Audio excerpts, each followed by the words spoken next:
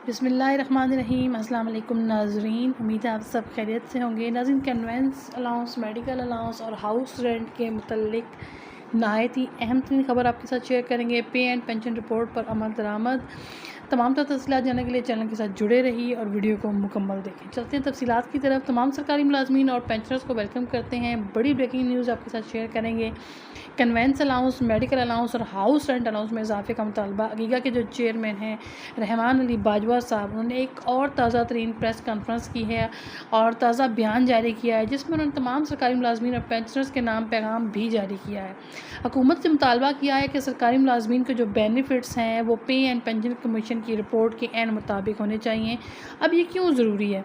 ज़रूरी इसलिए है कि हुकूमत ने पे एंड पेंशन कमीशन की जो रिकमेंडेशंस आई थी, जो सिफारिशात आई थी, उसके एन मुताबिक जो पेंशन में इस्लाहात हैं वो तो कर दिए हैं। इस्लाहात किस तरह कर दिए हैं कि पुराना जो पेंशन सिस्टम है उसकी जगह पर एक नया कंट्रीब्यूटरी पेंशन सिस्टम आ गया है, जो कि एक इंडिपेंडेंट फ़ंड होगा जिसमें एम्प्लॉई और एम्प्लॉयर दोनों कंट्रीब्यूट करेंगे, जिसको सीपी पेंशन सिस्टम यानी कि कंट्रीब्यूटरी पेंशन सिस्टम कहा जा रहा है। सरकारी मुलाजिम को एट टाइम ऑफ रिटायरमेंट जो है वो बेनिफिट्स दिए जाएंगे, यानी कि पेंशन के निज़ाम को मुकम्मल तौर पर तब्दील कर दिया गया है। इसमें इस्लाहात कर दी गई हैं, लेकिन जो पेंशन रिपोर्ट के अंदर जो जिक्र था सरकारी मुलाजमीन की तनख्वाहों में डिस्पैरिटी मौजूद है, उस महकमों के मुलाजमीन को ज़्यादा तनख्वाहें दी जा रही हैं। जो महकमों की जो मुलाजमीन है, जो अक्सरियत में उनको बहुत थोड़े अलाउंसेस और बहुत थोड़ी तनख्वाह दी जा रही है, तो इस फ़र्क को भी ख़त्म करने का मुतालबा इस रिपोर्ट के अंदर शामिल था।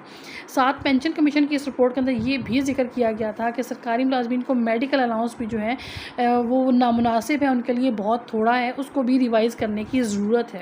तो पे एंड पेंशन कमीशन रिपोर्ट का एक हिस्सा तो गवर्नमेंट ने उसके ऊपर तो अमल दरामद किया है एक हिस्से के ऊपर, लेकिन दूसरा जो हिस्सा है सरकारी मुलाजमीन और पेंशनर्स के बेनिफिट्स के मुतालिक उस पर जो अमल दरामद करना था वो अभी तक भी नहीं हो सका। वो मामला अभी तक उसी तरह पेंडिंग में जा रहा है और यही वजह है कि रहमान अली बाजवा साहब जो हैं अपने साथियों के साथ मिलकर इन तमाम मामलात के ऊपर मुसलसल आवाज़ उठाते चले आ रहे हैं और अभी ताज़ा तरीन उन्होंने जो अपना बयान जारी किया वो भी इसी मामले को लेके है।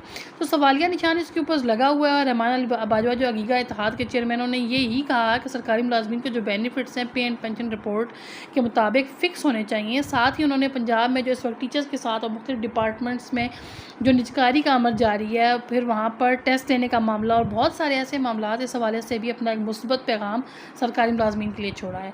नाज़रीन, हर सरकारी मुलाजिम को उसकी पे के अंदर 3 बड़े जो इंपॉर्टेंट अलाउंसेस होते हैं, उनमें से एक मेडिकल अलाउंस है, एक कन्वेंस अलाउंस है और तीसरा जो है वो हाउस रेंट अलाउंस। वफाकी मुलाजमीन को हाउस रेंट की जगह पर हायरिंग और सीलिंग की फैसिलिटी मिलती है।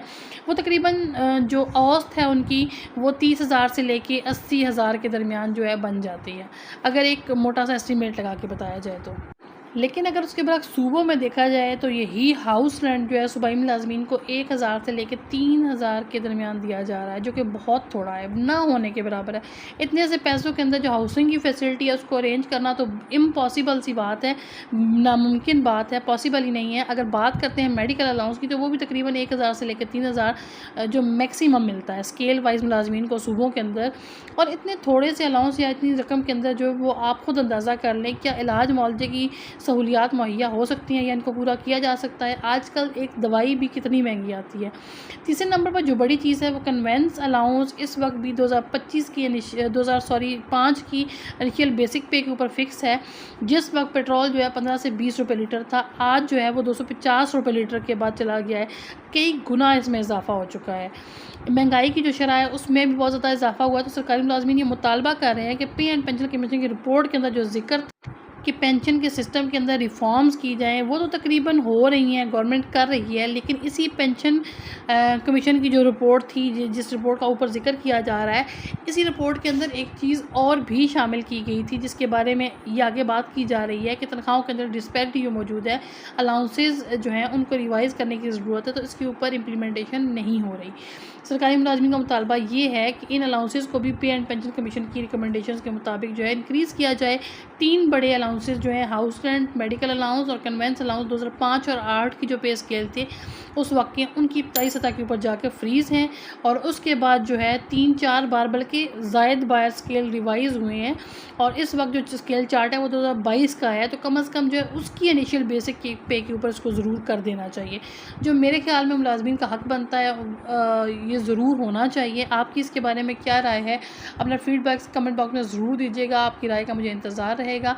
और इसके अलावा कोई सवाल हो, कोई बात हो, आप ज़रूर पूछ सकते हैं। जाते जाते बेल आइकन को लाजमी प्रेस कर लें। दुआओं में याद रखिएगा। आप दोबारा हाज़िर होंगे इसी तरह की ताज़ा तरीन और दीगर अपडेट के साथ। अल्लाह हाफ़िज़।